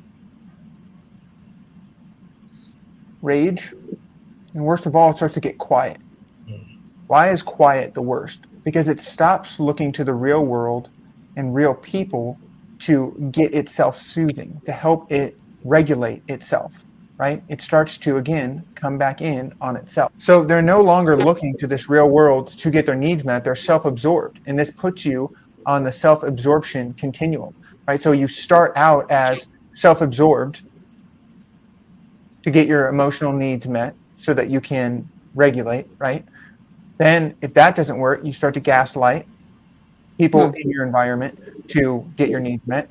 If gaslighting doesn't work, right, you start to get narcissism. And if narcissism doesn't work, you get into the actual psychopaths, right? This is the spectrum that you start on when you stop trying to get emotional needs met from in the real world and real people, and you completely go into the self-absorbed place to get those needs met. What parents are supposed to do is help their kids label, regulate, and feel their feelings. Right? So when the kid goes up to cloud 9 and starts to whine and cry up here, parents are supposed to bring them back down. Right? Same thing, fuss, bring them back down. Label, regulate, and feel their feelings. That's what's supposed to happen. But there's so much trauma that's going on nowadays that we learn to dissociate and internalize our emotions. And so we get into the self-absorbed spectrum because we are not taught to do these things. So we go internal to ourselves, which then puts us on the spectrum. Let's talk about how narcissists are created. Right. Love it. So that was interesting. And one thing I've always said is that the first thing that babies learn is how to manipulate. That is the first thing they learn. And it kind of, just different way of putting it here. But what was interesting was that the next step after narcissism was a psychopath. I was going to say that. Do you realize that they're just one step from being psychopaths and sociopaths? Yeah. So, Joan, you're doing some head nodding and big ups on that one right there. Go ahead and tell us, your thoughts, narcissism to sociopath or psychopath. Well, I made the statements last time when we did the podcast that people don't realize how dangerous narcissists can be. So it goes from, it's not just all, someone that thinks they're into themselves. It can literally be someone that, abuses, kills, stalks, hurts, and can literally destroy another person or their own family or their own kids. It's like they'll do anything to cover up or to win. So whether that's using their own kids, whether that's their own family, and also I feel like it depends on the level of the trauma they went through. So if they were severely traumatized in their life, then they're going to severely traumatize the people that they come in contact with a lot of the times. Yeah. So it's very true. Very true. Interesting. So, choosing better. How do we do that? How do you not choose a narcissist? When a narcissist is all about hiding behind a facade, how do you not choose a narcissist? You love yourself. I don't think you could just not choose. I think when you first see the signs that a person may be a narcissist or any signs that they give you that maybe there are some underlying problems, we can choose not to ignore them. Because when I was dealing with my narcissist, I chose to ignore the signs once things started getting bad because I wanted to get back to the love bombing stage. And that's what I was constantly looking for. So they're constantly looking for empaths. I mean, because it's the narcissist empath relationship. And then Right. I think They lack empathy. Yeah, we have to stop being so understanding of everything. Like what Quisha always said, just because it's understandable doesn't mean it's acceptable. So a lot of times when you do things, you're like, oh, well, they were abused or they didn't have a mother or whatever the situation is, but that does not And when he said you have to Excuse love it. yourself, so if someone makes you feel like you don't love yourself, or you start to chip away certain things that make you think less of yourself, then you need to, get the person that you're dealing with and seeing, what they're doing to, if this is the right type of individual to be dealing with, if they're making you feel less than yourself. If you love yourself, you won't deal with a narcissist. So Less than a person, they make you feel less than a human. Correct. They really do, and they the more weakness you show, or more sadness you show, or more hurt or pain that you show, like they get off on it. It gets, I'm gonna put it this way, it gets their dick hard if they have a dick. If it's a girl that gets hurt, the girl dick hard. You know what I'm saying? Like they really love to see a person in pain, and the fact that they've caused that pain, it makes them feel strong, and it feeds their ego. Yeah, I think it just been them feeling in control of even another person's emotions. Is like them having control over the situation.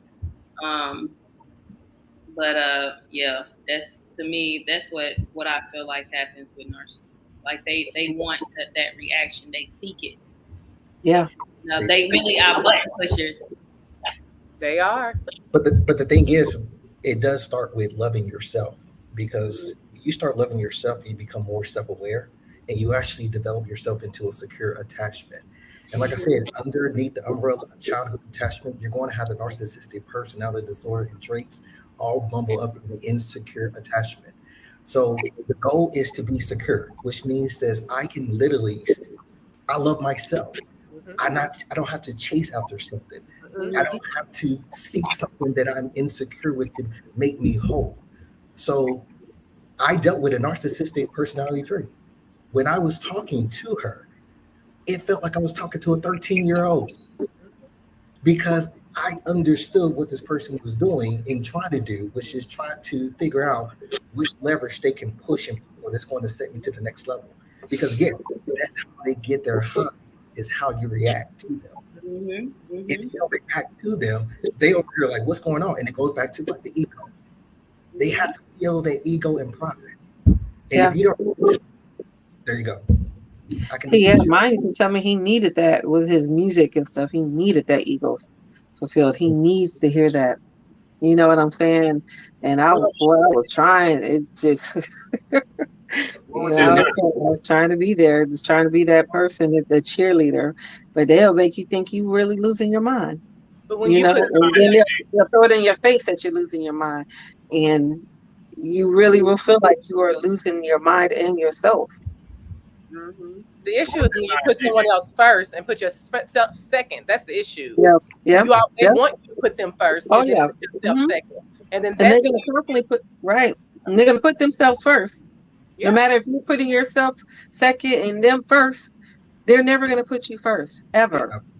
That's the reality. A narcissist will never, ever, ever put anyone in front of themselves. So whoever's listening, if you're in a narcissist relationship, if you're a family member that's a narcissist, a friend, they will never, ever, ever, ever, ever, ever put you first until they realize themselves that they are narcissists, which rarely happens. It happens, but it rarely happens. So you better run and stand in front of them. Including their kids. No, they won't put their kids first. They put themselves first. When I say themselves, it don't matter who it is. So you could be first. I was looking at this information about trauma survivors, and one of the things that it said is that sometimes survivors maintain control by creating chaos. So if your behavior is out of control, you force the people around you to stop what they are doing and respond to your latest problems. And in this way, you get attention through negative, and in effect become the person calling the shots. They say a family is a dictatorship run by its sickest members. That sometimes people who are like narcissistic or have to have the control, that is a way for them to keep all of the attention, all of even if it's problematic, everything on them. And I think that when we're talking about healing from or even doing better, choosing better, it's really not allowing anyone to treat you in a way that you wouldn't treat yourself. Absolutely. If you're not going to, but then some people really do date at their level. that you don't have the self-love or you don't have the the sense of self-worth, and so you beat up yourself and you allow other people to beat you up as well. You can even think that you had that self-worth and you loved yourself prior to meeting a narcissist. I mean, you could think, I love myself, and I do, because before I met mine, I was happy and I loved myself. But after dealing with him and dealing with him throughout the years, I really started doubting myself altogether. Like I said, I thought I was losing my mind. I didn't feel like I loved I wasn't the same person. You know what I'm saying? There was no self-love because he told me I didn't love me. Like, he would tell me that you don't love yourself. You gotta love yourself before. Like, what I used to. Right. And when I first met her, when I What first makes a met person Gigi, believe you that? couldn't tell her What she makes wasn't you the believe shit. that they're right about it? The love you have for them, and put that person like on a pedestal almost. You put this person on a Yeah. pedestal, and you believe that their word is gold, and that's not the case. Say that what you said again, Pretty Brown. Let them know. I said, when I first met Gigi, you couldn't tell her she wasn't the shit. She was Yeah. all a bag of chips and a soda on the side. But I Yeah. definitely have noticed a difference in you since that breakup, since that relationship. Yeah. It's already that I had bad enough. I had a narcissist mom, and I had to heal from that. That's constant healing. You know the story, Pretty Brown. But I was dealing with that, and I was okay with it. Her and I have had a relationship throughout. Off and on. It's off now, but then going into that relationship with another narcissist person, it just like really emotionally did something to me. It really did. That was just like the straw that broke the camel's back, I think. Do you see a pattern of you selecting certain people based off of familiarity versus difference? Because it seems like when you have a mother that's narcissistic, you're going to be attracted to certain individuals that's kind of familiar to you, that share the same values. Probably so. I'm usually turned off by anyone who reminds me of my mother. Like if you act like her, if you remind me of her, it's an instant turn off to me, and I will almost rage if someone reminds me of her. But obviously, I'm an empath, and I had to learn that about myself to understand that. I'm very empathetic. My feelings get hurt easily. I'm just a little softy, but I do have like a hard edge at the same time. And I feel like I'm always trying to help. And that's probably the issue with my ex-husband. I wanted to help that person, and just, you can't change a core person, but I just wanted to be there for that person because mentally I knew my husband had some issues. You felt sorry for him. I did. Have you ever been loved properly? Huh? Have you ever been loved properly? I've never had unconditional love in my life, besides probably from my kids. I've never been in a relationship because I've never had it from my mother. So I don't know what unconditional love feels like. And so sometimes I just look how people love their animals and I just cry because I've never experienced that. I don't know what it is. Besides my grandmother, I do have my grandma. She loves me unconditionally, but from a mother, I have no clue. And this what is the that looks like. where it sucks the I most. don't know. I learned how to love at 38 by a woman that actually was doing everything, and I couldn't understand why she was doing this because I didn't see it before. And from that day, even though the relationship ended because it was me that was still hurting, and I hurt her, hurt people. From this day forward, I show love based off of how she treated me. Nobody else. How she treated me is how I show love. She cooked. She called. She was attentive. She did so much for me that when she left, for the first time, I experienced emotion, which was crying. And when I went to a therapist, they said, Jason, you are hurting. And I didn't know what they feel like. But from this day forward, how I show love to any woman that comes to my life is based off of her. And I'm 41. I just learned how to love. And that's why I feel like with a lot of Black women, you guys don't have a measurement because unfortunately a lot of Black men don't get to that point of knowing what unconditional love looks like. So you guys are literally rotating the same type of men over and over and over again until you get to the point where I'm done and I'm tired of being tired, which means I'm going to start doing self-work with me. I'm going to love me first. Because when you get away from the insecure attachment and develop a secure attachment, you're going to see the signs. I can point out people who are secure easily, and I can point out people that are insecure easily. Right. Because I love myself. Right. Well, I learned to love based on my grandmother and my grandfather when he was alive. That was my reference for off and on for the first 13 years of my life. It was not ever from my mother. What I learned from my mother is every nigga was a trick. You know what I'm saying? Don't let someone be around your space that can't do nothing for you. I learned different values from my mother versus my grandmother. So I learned from my grandmother how to love, and that's how I learned to treat. That's how I know how to cook. I clean. You know what I'm saying? I love unconditionally, but I've never received unconditional love. I feel like when you say that, when you say I learned how to love from my grandmother, I feel like there was a different kind of love in that age. Like there was kind of because back then it was he's stable, and I'm gonna be with him because he's stable. I'll learn to love him later. You see what I'm saying? So I was a military brat. So my grandfather was in the military. My grandmother got up every morning, cooked breakfast, lunch, dinner, made his lunches, ironed his clothes, took his stuff to the dry cleaners, ironed his drawers, had dinner on the table at 5 o'clock. Love? I mean, it's acts of service. It's a way to show love. You know what I'm saying? What I'm saying is, I don't know.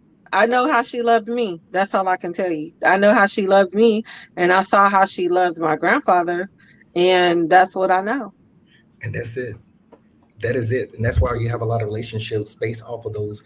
How I learned how to love is how I'm going to love people. And that's why I say when it comes to people being emotionally unavailable, in a weird way, they're showing you how they were taught love. It just doesn't, it's not the best love. And keep in mind, a lot of unhealthiness comes from our parents. Just imagine telling us to work with people and we're not even they're teaching us based off of what they experience. We don't even have a clean white slate to experience the world as how we're supposed to. We already been told and fed the trauma. And now we're going to our relationships already broken before we even start learning how to love. So real quick, she posted something real quick. She said, I call that hot dog syndromes. And then T went and said, right, look, elaborate, please. And she came back and she said, when you love the feeling you get by helping someone in need, you gauge the value of love based on how much you doing for a person. So you gauge the value of love based on how much you're doing for a person. It's a thin line of this and narcissistic behavior. So you gauge the value of love based on how much you are doing for a person. I get that. I can understand that. Yeah. So, a person's how much they love you or whatever based on, hey, I'm doing all of this. You're supposed to. And I think that's why people feel bad when they start setting boundaries and they can't show up like they used to for other people. Then you start to feel bad when it's actually healthy for you to set boundaries. But when you aren't doing things for people, then and the behavior has changed, and that person might feel like you don't love me anymore. You don't like me anymore because you're not doing it to me. No, I have to set up boundaries. I have to do what's best for me. So when you're showing love based off doing something for somebody, and then it gets to the point where you're burnt out and you have to pull back, then the dynamics in that relationship looks different to that person because they feel like you're taking away love now that you're not doing what you were doing for me. You still show up in other ways other than doing things for them. So the narcissist may ask questions like, "What, you don't love me no more?" or stuff like that, because you Or you're start too to busy for back me. because you're protecting yourself, really. Listen, I know damn well how I went into that relationship is never ever how I'm gonna go into a relationship. Like my best friend was like, nah, you know you too picky. That's what all my friends have always told me. You too picky. Why don't you try things different this time? Bitch, when I see her, I'm gonna slap the shit out. We probably gonna fight. Cause like, bitch, you told me to do things different now and I goddamn did it. And look what happened. Now she's back to what Chili wants. Right. But I think you have to know your limits, and it's weird. It's weird that we talk about unconditional love, but when it comes to like protecting your mind and your heart and your being, like you know that you do have to have conditions on what you will allow, and that's the part that that gets like, because I think we've been taught, even growing up, a lot of, especially Black people, we've been taught that love is long suffering. That and I'm like, as an adult now, I'm like, well, how much love? How much do I gotta suffer, and why do I gotta suffer again? Like, what's happening here? Right. They say it's work. Well, I think I'm long suffering. Like, if you get cancer or something, then I'm gonna suffer with you. Or if you do, right. But not that you're doing things that harm my life and you my partner, and I'm emotionally distraught every day over your decision making. Like, so that's where it's like weird, because we talk about we haven't experienced unconditional love, but even unconditional love still has to have limits as far as what you will allow somebody else to do. Like, I can love you unconditionally as far as there's nothing that'll make me stop loving you, but I don't have to deal with whatever drama or trauma like you're putting in my life. And I think that's where people get it kind of twisted. Like, just because you love somebody don't mean that you gotta allow yourself to be abused or hurt, or like, I don't have to love you through that. Like, you need to figure out what you need to do for yourself so that you're not abusive, and then try to have a relationship. Yeah, because you can't take an abusive person. You can't really help them. No, I mean, I know, I personally know I'm gonna go to jail if I'm with somebody that's abusive. So I should be in jail now. No, I'm just joking.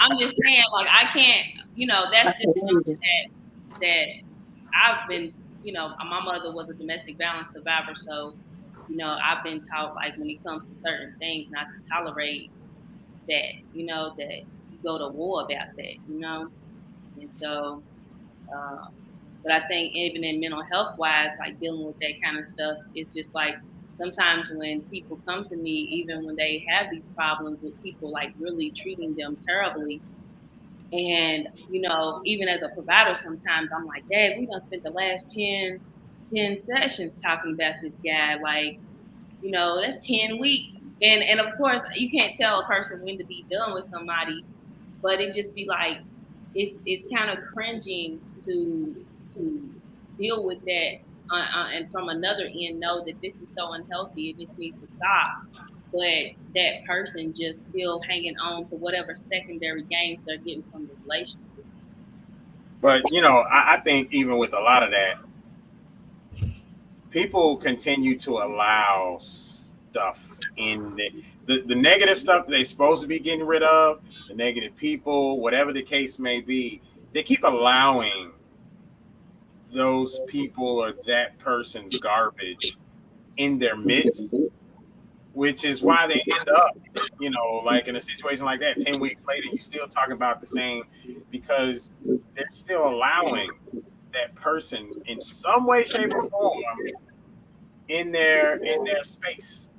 Yeah, and I think that's the fine line too, is like the victimology of it versus what I'm allowing. Like, am I being victimized, or am I taking shit? Am I allowing myself to be? Yeah. Am I allowing it? Like, there's not a recognition of power, because that's where that person is able to control and manipulate, because you don't recognize your own power to say, this stops right here. You know, that I won't tolerate you putting me down. I won't tolerate you being an enemy, you know, towards me while we in a relationship.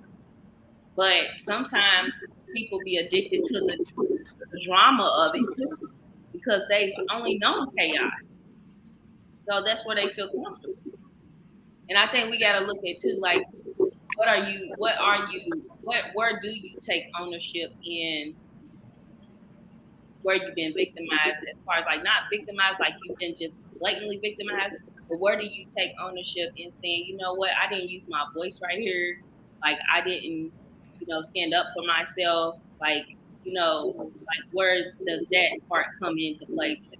And I think those are hard conversations for people to have, because it's like, you know, no, it's them. They did this to me. They hurt me. They, you know, and it's true. But it's like when a person is hurting you repeatedly, then when do you say you don't get to hurt me? Man, that's the piece right there. That's the tough part, is when to say when. When do you say I can't take it anymore? I'm done. I'm not allowing you to continue abusing me. That's which is when you actually, whether emotionally, mentally, there you go, physically, whatever. Like, at what point do you say this is when? You know, and that's the part that I think everybody has different win factors. Like even Bernice John always says, like, what you got, and can you handle it? You know, but I think that when you're holding on to something that is hurting you or damaging you, like you have to look at like some of your own self-sabotaging. You know? Yeah. I have a client, and she I met her probably like 10 years ago when I was working at Mac, but I did her makeup for her wedding, and we have a close relationship. They've been married about 8 years, and he's narcissistic personality to the core. Mother abandoned him at 5, and he, you know, was raised by his father. He's one of those men who hate women, you know. But with her, I remember like certain times where she would like tell me that they were out with friends, and he would just like talk down on her and like completely embarrass her and humiliate her, to where I would have to tell her, like, girl, and I think this is where the Narcissist Slayer started coming out, because I'm like, girl, if you don't use your voice, if you don't like check that nigga right back, like check him right back, like don't let him humiliate you. You have a mouth, use that. Don't let him humiliate you in front of your friends. Like, who does he think he is? Like, y'all married, you are his wife. You're not a girlfriend, you're not a side piece. Like, you stand up to him, to where now they are still together. She hasn't left him, but she don't let him, like, she checks him. She don't let him call her out. She, you know, will block him, or she'll do whatever she feels she needs to do to gain her, like, pull her power back in that moment. But she used to be very powerless. And I mean, hopefully, you know, she'll have enough at some point to move on, but she just doesn't have anybody around her who speaks life into her and tells her how powerful she is. Because he has money, they feel like she's just supposed to deal with it because, you know, of the benefits that she has. But I'm like, girl, it doesn't matter, because if you leave him, like, you're going to be straight. But I think she doesn't want to be alone. She doesn't want to leave him and feel like, you know, someone else is going to get him. But I'm like, what are you really losing?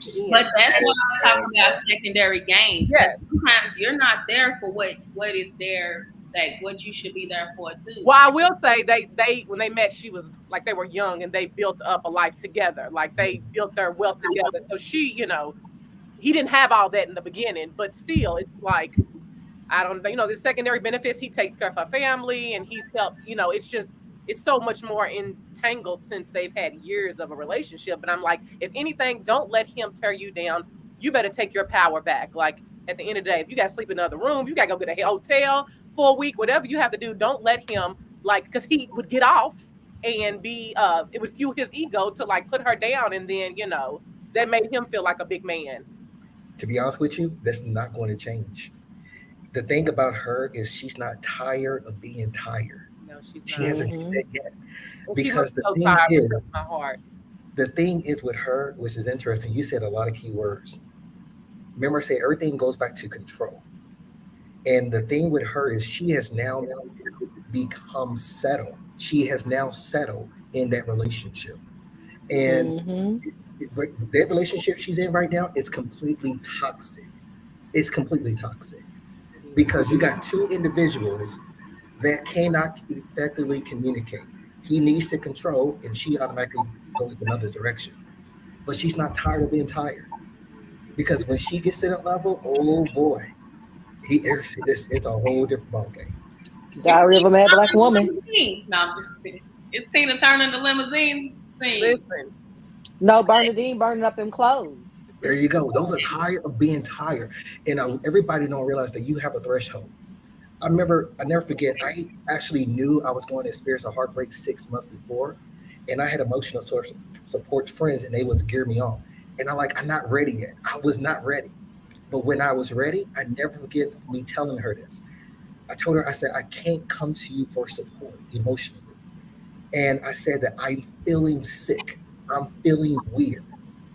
And at that moment, I had to let it go. I had to let it go. And I went to talk to a psychologist, and they told me I was with a moderate depression and anxiety. She actually was called a covert narcissist. She actually was a dismissive avoidant when it comes to her childhood attachment. She mentally and physically drained me. She can't understand that. She would never understand it unless she gets to the point of tired to being tired. Sick and tired of being sick and tired. And I was tired. Well, usually they don't never get it until they go through something tragic, and that's what usually is something like eye-opening tragedy or things like that make people reevaluate or losing something important, like they basically hitting rock bottom. But it is falling down, and so that's the thing is and that's why. Even when you look at personality disorders across the spectrum, and even how they deal with them in the legal system, it's more of a punitive thing because, the only thing they really understand sometimes is punishment or because they don't empathize. So taking freedoms away or taking things away from them, or so that's I don't know, that's just what I see with. And I feel like with what you said, LaQuisha, abuse and narcissism kind of go hand in hand.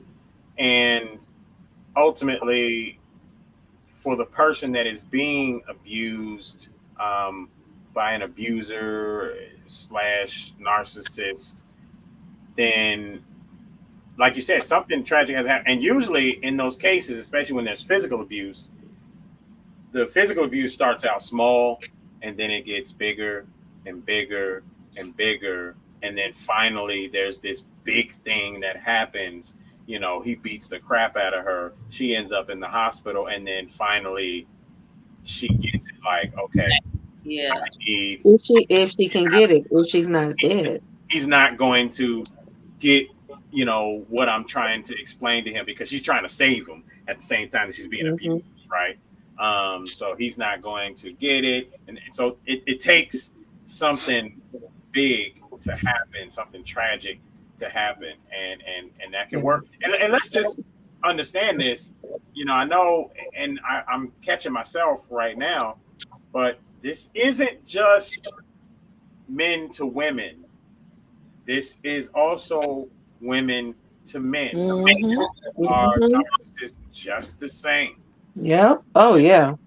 And the crazy thing about it is I feel like there would probably be a larger number of women narcissists because of the fact that society never views them as narcissists.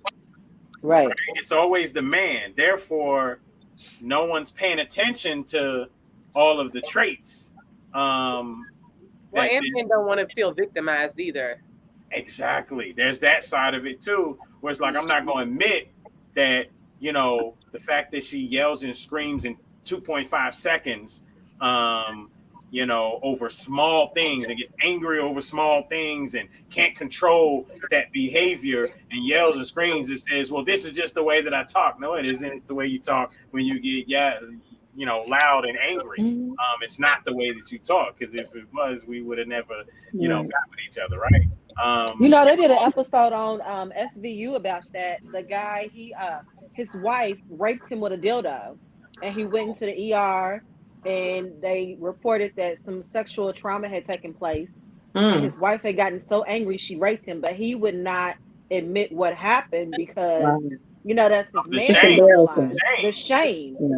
And Right. a lot of men will not speak up because of Right. shame. And just because, and again, devil's advocate, just because she's a bitch, so to speak, and she's yelling doesn't mean she's a narcissist. I mean, she has to have more personality traits than that. But that's a fucking, she's sick. That's sick as hell. That's something other than that's just to choose that is crazy. That's called a sexual predator. Actually, you know She's a what? We were sexual predator. supposed to talk about that in celebrity news you can't use, and I forgot. Prince William, he was trending on Twitter, Prince of Pegging, because he likes to dildo up the ass. Oh, he likes to get pegged? He likes to get pegged. So other women come through and peg the prince. And Kate don't care because she just don't want to do it. How much they paying? Silly. You know, I tell you, you know, it seems like there's never enough time when it comes to these conversations. Unclutch your pearls. Pretty much. But you know, it's interesting. So I want to make sure that we leave with some how-tos. Okay, so in choosing better, what would be a number one? Anybody can we agree on a number one thing in choosing better? You know, you out here, you single, you dating. What would be something number one thing to look for or ask or something? Well, I had said earlier that you just can't always spot it because again they have the avatar on. But as soon as you see it, back out of it immediately. Don't continue. Don't keep going. Don't keep thinking. No, immediately back out of it. Block that person. Let it go. Let the relationship go. The friendship or whatever it is. Let it go. I would say for this question: how did your last relationship end? And if that person is not willing to take any accountability, if they played any role in the demise of their last relationship, deuces, we out. Yeah. Don't rush into anything. I would just say choose yourself. Yeah. You know? Every time. Choose you. I mean, if you feel if something, and it's not just on feelings, because some people are emotionally dysregulated, right? Like some people, every time they feel negative feelings, like it's the end of the world or end of the relationship or end of, like, that's not healthy either.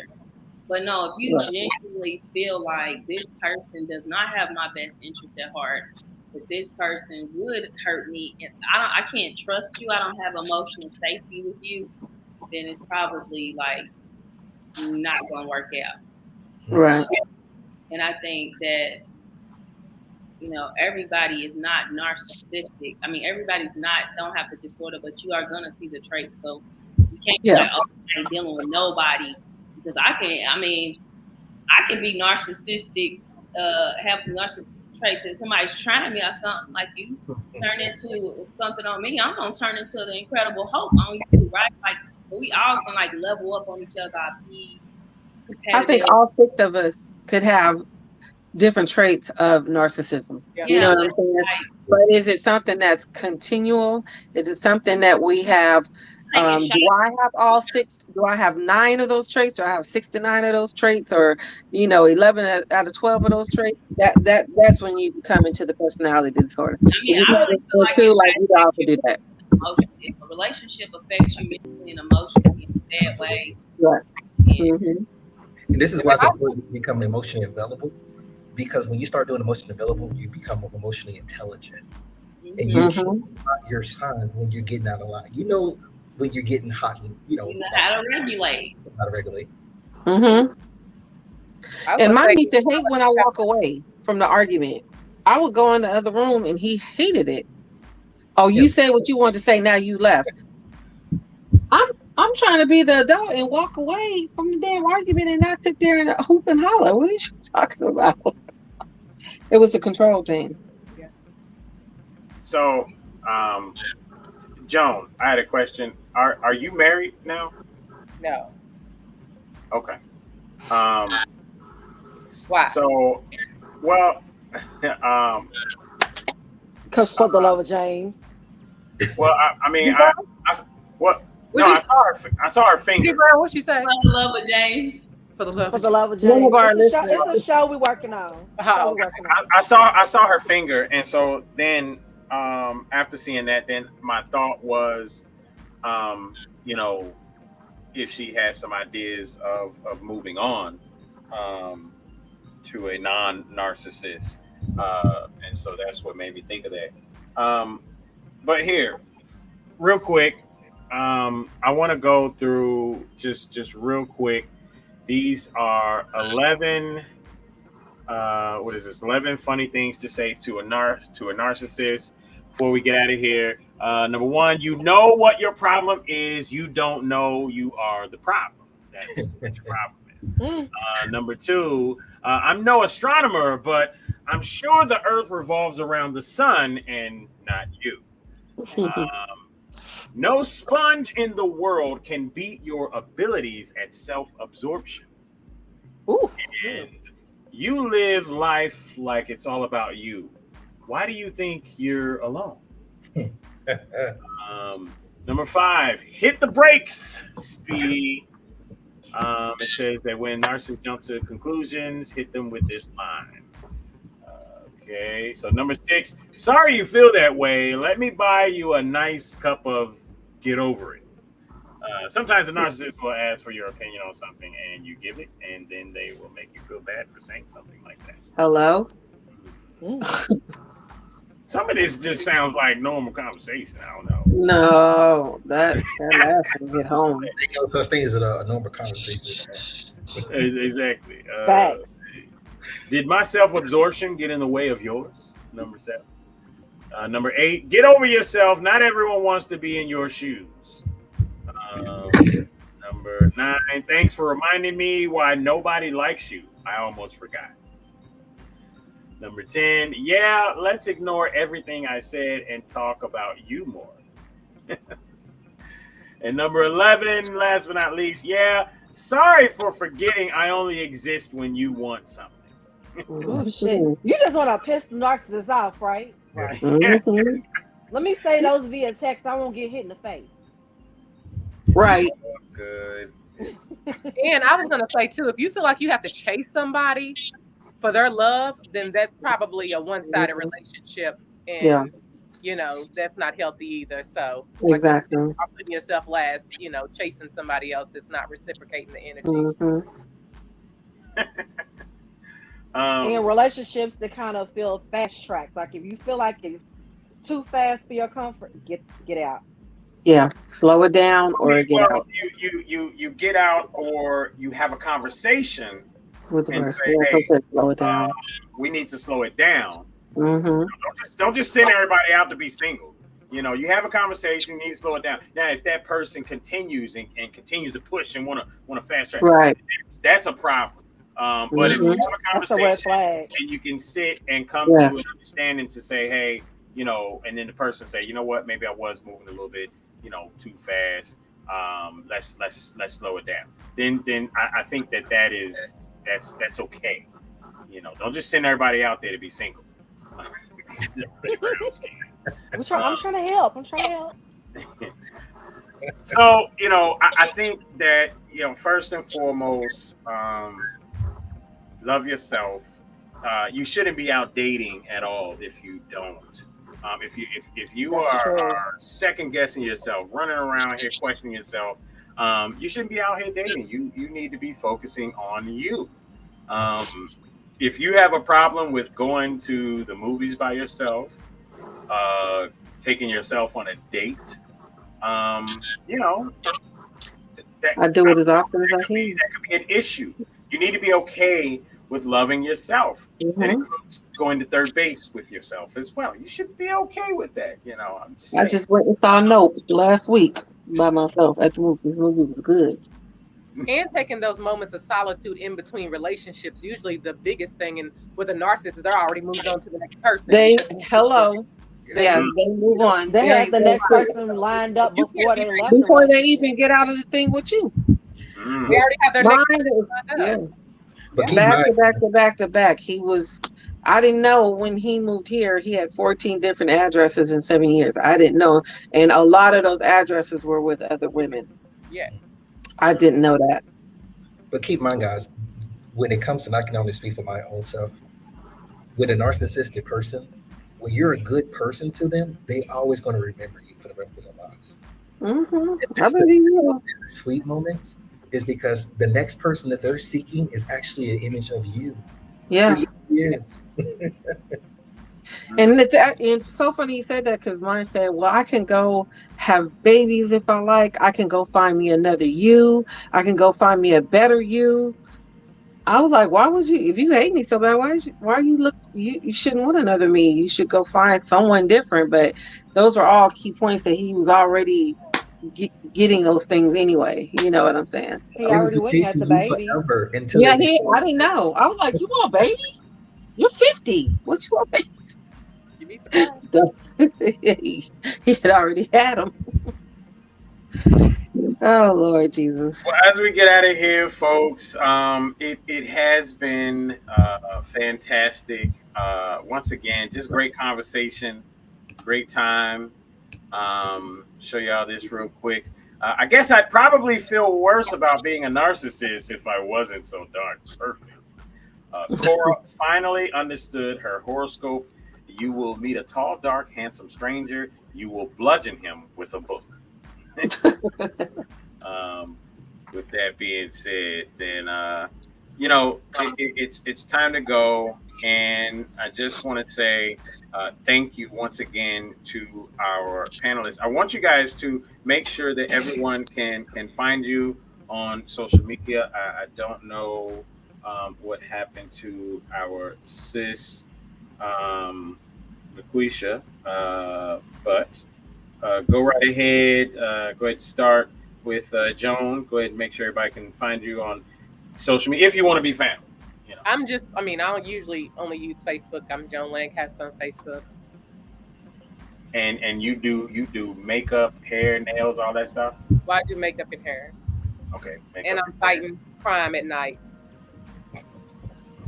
Killing narcissists. Right. Yeah. Pulling up with them. I got you. Go ahead, Gigi. Let them know how they can find you. Well, Art by Goddessing on Instagram and Facebook as GODDESSY and TikTok. Got you. Pretty brown skin. I am Pretty Brown Skin on just about every platform except for Facebook. And most of the people in the chat that are here know me on Facebook, so I don't got to get my government. But Pretty Brown Skin on every platform, Instagram, TikTok, Twitter, Snapchat, everything. Gotcha. And LaQuisha Moore, if you will, go ahead and let people know how they can find you. I can be reached by email at LaQuisha, LAQUISHA .more, MOORE @gmail.com, or you can call me at 502-315-9969. Yeah, I'm on Facebook and Instagram, but I like to keep that separate professionally. So. Gotcha. JB, but tell them how you find him. Jason Barker. That's it. Jason Barker.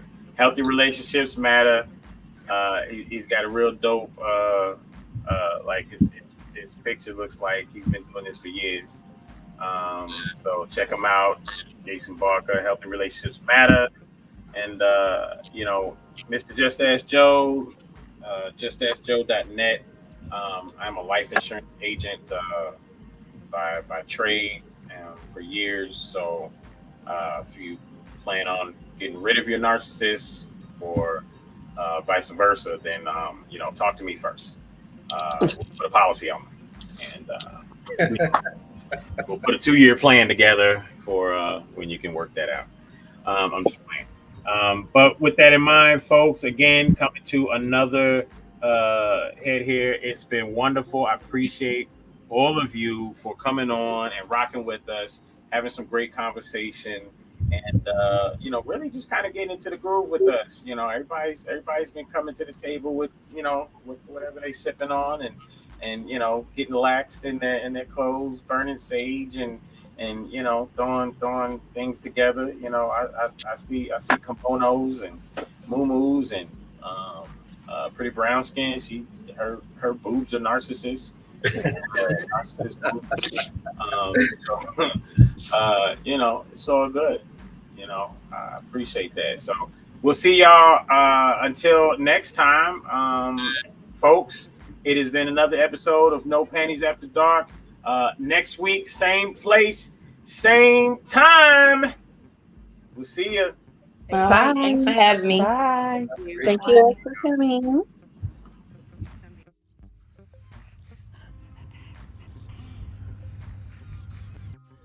Vote Senator Mack.